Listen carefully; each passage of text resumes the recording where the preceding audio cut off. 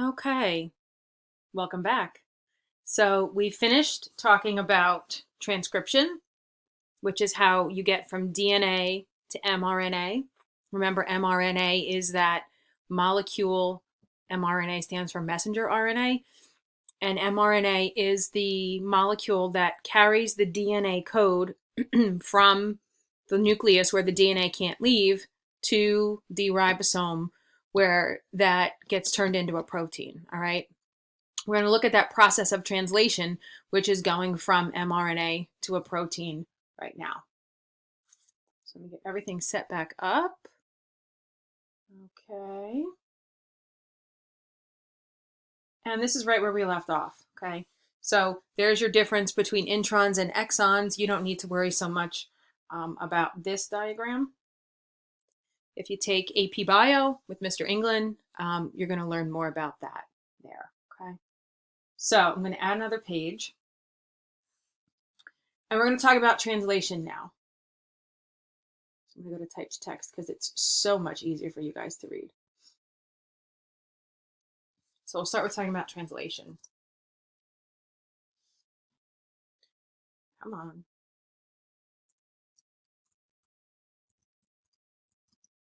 Translation is going from mRNA to protein.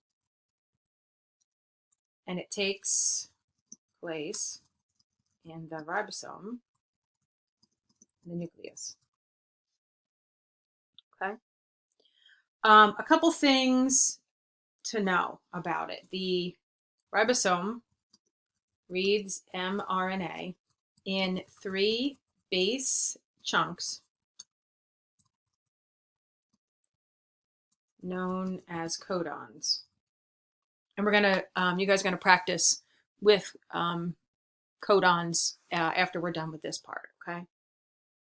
Those codons are known, not those codons. The 3 base chunk is called the ribosome's reading frame. So it's it reads, the frame for reading mRNA is in 3 chunks, 3 base chunks called codons, okay? The ribosome, moves along mRNA, reading it codon by codon. And every protein starts out with the codon AUG. Okay, they call that the start codon. And it's kind of like a symbol for the ribosome to say, hey, look, here I am. This is what you need. This is where you need to start. This is the beginning of the protein. Kind of like a green light for the ribosome. Okay.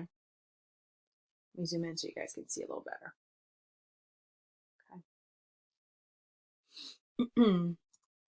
So as the ribosome moves down the mRNA, it calls the other molecule, tRNA, with the matching anticodon to bring the right amino acid for polypeptide. All right. I'm going to show you guys a picture. This may not make much sense right now. Matching the codon to the anticodon ensures that the right amino acid is coming to form the protein or polypeptide. Okay. Then the ribosome will continue down the mRNA until it reaches a stop codon. Just like there's a start codon, there's a stop codon, and there's a bunch of those. Continue down the mRNA building a polypeptide until it reaches a stop codon. Once it reaches the stop codon,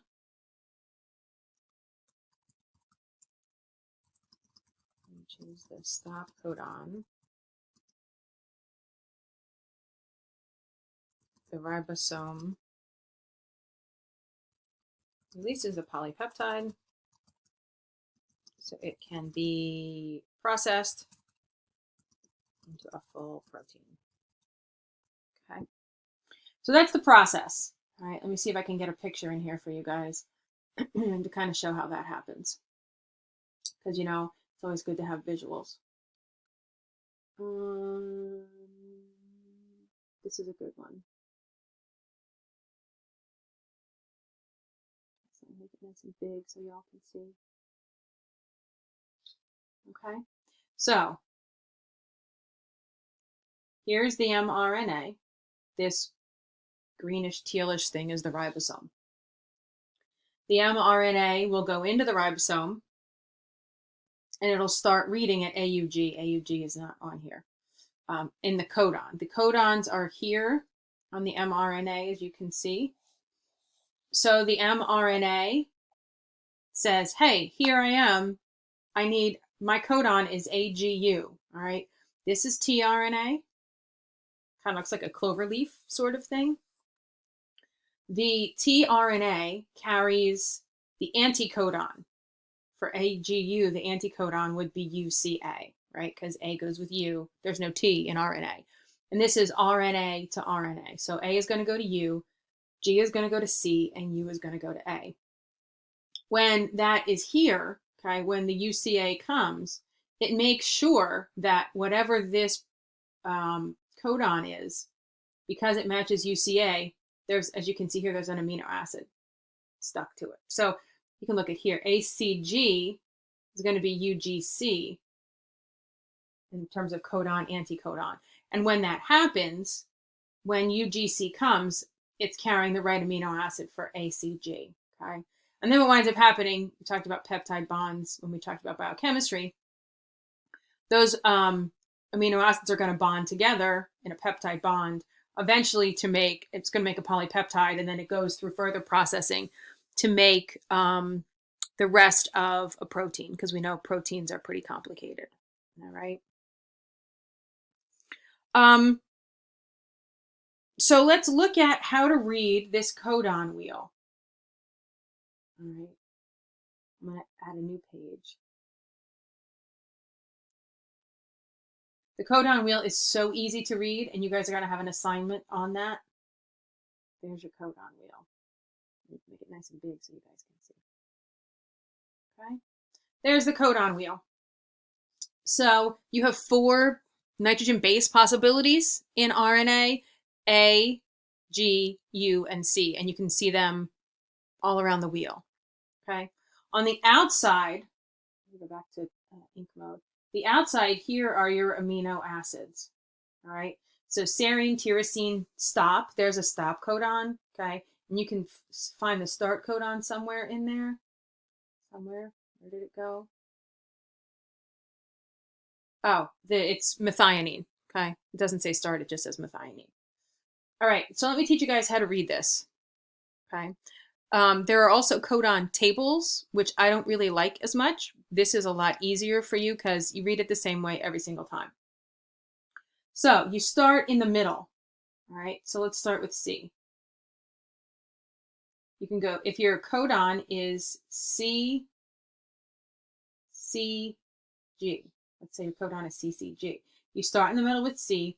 You work to the in the lightest yellow part, and then you work to the next darkest yellow for C. And then you go to G, and your amino acid is proline. Okay. If you wanted A, C, G, go ahead, take a second, and figure out what the amino acid would be for the codon A, C, G. Take a second and figure it out. All right, I'll tell you. A, C, G is the amino acid threonine. Okay. You should notice something interesting here as we're looking at this codon wheel. If you have, I'm going to change colors. We just did threonine, A, C, G. But if you had A, C, A, the base is different, but the third base is different, but you also get, you also get threonine. Okay, so in some cases, in a lot of cases, if you look at this wheel, there are multiple codons that code for the same amino acid. All right, that's an important thing for you guys to get out of it. We're going to come back to that in a future investigation. Okay, so that's transcription, that's translation. In at least an introductory way. We're definitely going to talk about this a lot more. So don't panic if this wasn't like super easy for you. We're going to practice with it more. I just needed to get you guys a little introduction to some of the basic concepts. All right. So hopefully this helps. And that's it. Thanks, guys.